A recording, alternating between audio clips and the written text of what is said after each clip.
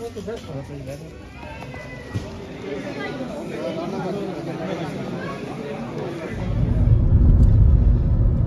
আলাইকুম, আশা করি আপনারা ভালো আছেন।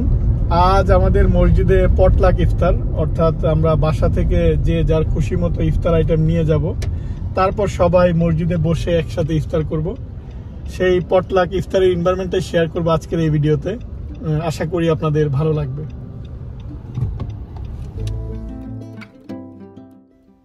আপনারা অনেকেই জানেন যে আমার বাসার কাছের যে মসজিদ, সেটাতে প্রতিদিনই ইফতারের আয়োজন থাকে। অর্থাৎ এক এক দেশের এক এক কমিউনিটি এক এক দিন ইফতার করায়, বা অনেকেই পার্সোনালি ইফতার করায়। সো আজ রবিবার দিন মূলত পটলাক ইফতার হয়, অর্থাৎ বাসা থেকে লোকজন নিয়ে আসে, তারপর আমরা সবাই মিলে সেখানে ইফতার করি। দেখুন যে ইফতারের আইটেমগুলো টেবিলে টেবিলে দিয়ে দিচ্ছে। আর আপনারা জানেন যে আমরা ইফতারে খুব অল্প কিছু খাই, খেজুর, হালকা ফলমূল, সেই সাথে পানি। সো ইফতারের সময়টাতে বেশি কিছু খাওয়া হয় না।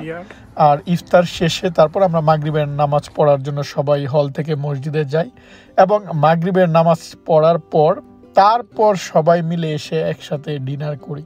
অর্থাৎ তখন ভারী খাবার খাওয়া হয়। দেখুন অলরেডি লোকজন এসে এখানে লাইনে দাঁড়িয়েছে, অর্থাৎ লাইনে দাঁড়িয়ে আমরা খাবার সংগ্রহ করি। তারপর দেখা যায় যারা বাচ্চাদের ক্ষেত্রে বা যারা সিনিয়র সিটিজেন, তাদেরকে লাইনের প্রথমে সুযোগ দেওয়া হয়, অর্থাৎ তারা লাইনের প্রথম দিকে থাকে। আর আমরা সুন্দর করে এরকম সিস্টেমেটিকভাবে লাইনে দাঁড়িয়ে তারপর আস্তে আস্তে খাবার সংগ্রহ করি।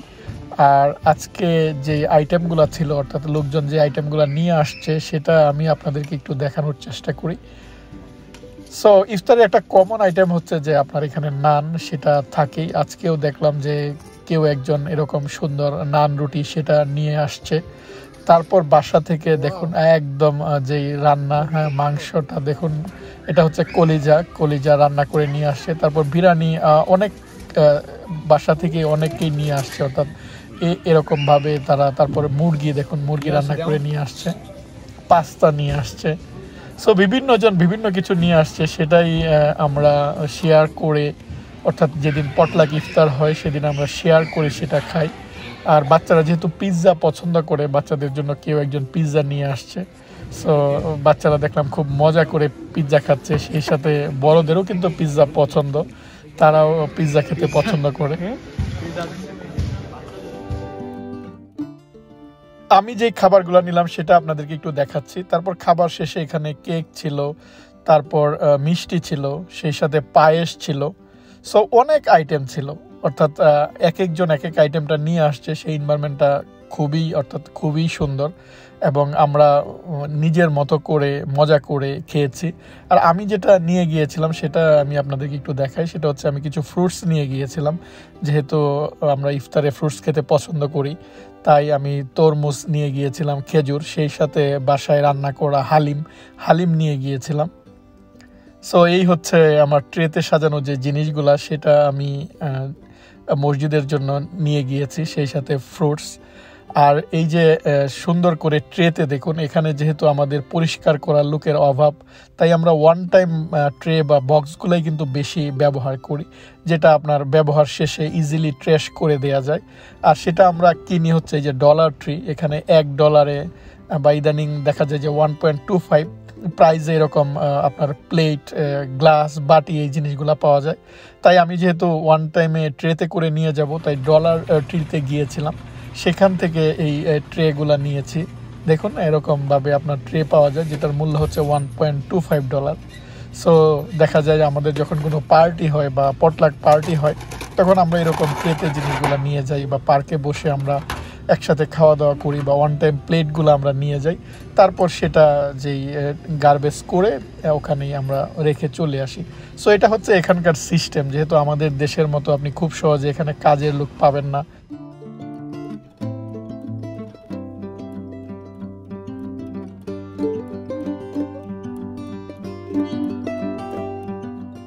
সো যেহেতু এখানে আমাদের ব্যস্ত থাকতে হয়, তাই এখানেও কিন্তু এই সিস্টেমটা তৈরি হয়েছে।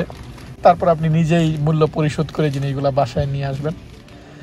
যাই হোক, আমরা মজা করে খাচ্ছি। সেই এনভায়রনমেন্টটা দেখুন, সবাই টেবিলে বসে গল্প করছে এবং একসাথে ইফতার করার পর তারপর মাগরিবের নামাজ পড়ে আসার পর একসাথে সবাই ডিনার করছে। এনভায়রনমেন্টটা আমার কাছে খুবই ভালো লাগে।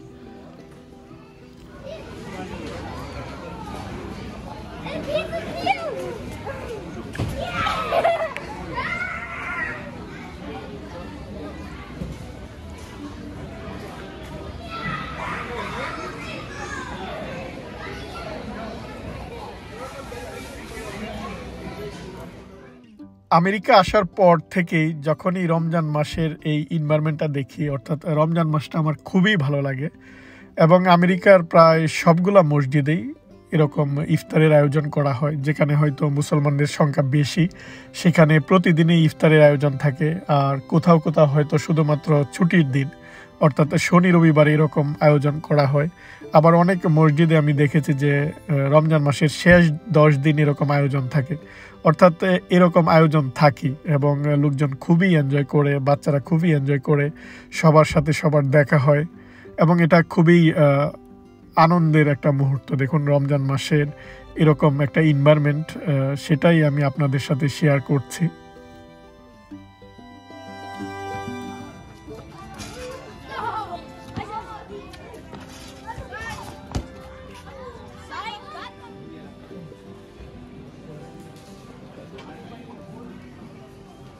ইফতারের পর এরকমভাবে খাওয়া দাওয়া, অর্থাৎ ডিনার শেষ করার সাথে সাথেই দেখা যায় যে এশার নামাজের সময় হয়ে যায়, বা অনেকেই দেখা যায় যে এখানে তারাবির নামাজ শেষ করে তারপর বাসায় যায়।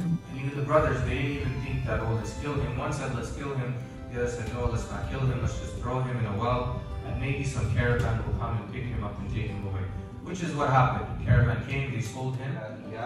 For the Lord has decreed that you worship none but Him. আমাদের মসজিদে খতম তারাবি হয় এবং প্রতিদিন তারাবির শেষে হুজুর এক্সপ্লেন করে থাকেন যে কোন সূরা আজ নামাজে, অর্থাৎ কোন সূরা দিয়ে নামাজ পড়ানো হয়েছে এবং সেই সূরার সারমর্ম কি, বা সূরাটার গুরুত্ব কি, বা কোথায় সূরাটা কি জন্য নাজিল হয়েছিল, অর্থাৎ পুরোপুরি বর্ণনা সবার সামনে তুলে ধরেন। অনেকেই সেটা নামাজ শেষে বসে হুজুরের কথা শুনে তারপর বাসায় যায়। যাই হোক, আশা করি এই ভিডিওটি আপনাদের ভালো লেগেছে। পরবর্তী ব্লগে আপনাদের সাথে আবারও কথা হবে। আপনারা ভালো থাকবেন। আল্লাহ হাফেজ।